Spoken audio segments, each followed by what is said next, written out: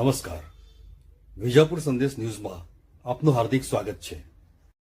ઉત્તર ગુજરાતના કડી તાલુકાના કૈયલ ખાતે આવેલ શ્રી મેલડી માતાજી યાત્રાધામ ખાતે ગુરુ પૂર્ણિમા નિમિત્તે 15મો તેજસ્વી તારલા સન્માન સમારંભ યોજાઈ ગયો.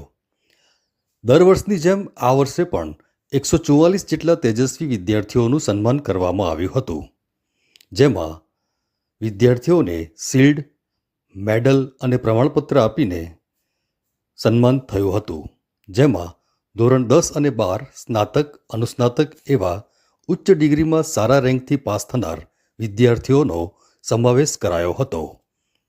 મા ભગવતી મેલડી માતાની આરતી અને ભજન કીર્તનના પ્રોગ્રામ બાદ પરમ પૂજ્ય શ્રી રમણ માડીએ ગુરુ પૂર્ણિમા નિમિત્તે માઈ ભક્તોને આશીર્વચન આપ્યા હતા. આ પ્રસંગે પૂજ્ય રમણ માડીનું મોટી સંખ્યામાં આવેલ ભક્તોએ ગુરુ તરીકે પૂજા કરી હતી અને માતાજીના દર્શન કરી મહાપ્રસાદનો લાભ લઈને ધન્યતા અનુભવી હતી. અત્રે ઉલ્લેખનીય છે કે પરમ પૂજ્ય રમણ માડી વિવિધ સેવાકીય પ્રવૃત્તિઓ થકી ધાર્મિક અને સામાજિક સુવાસ ફેલાવી રહ્યા છે.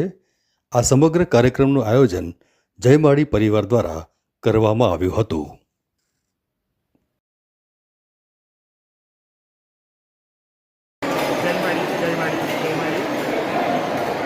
આજ એવા પાવન અવસર ગુરુ પૂર્ણિમાના દિવસો ઓમ ભગવતી શ્રી મેલડી માતાજી યાત્રાધામ કૈયલ કે જ્યાં પરમ પૂજ્ય વંદનીય સંત શ્રી અમારા સૌ માડી પરિવારના ગુરુ એવા રમણ માડીના પાવન સાનિધ્યમાં આજે 15મો તેજસ્વી તારલા સન્માન સમારંભ ઉજવાઈ રહ્યો છે.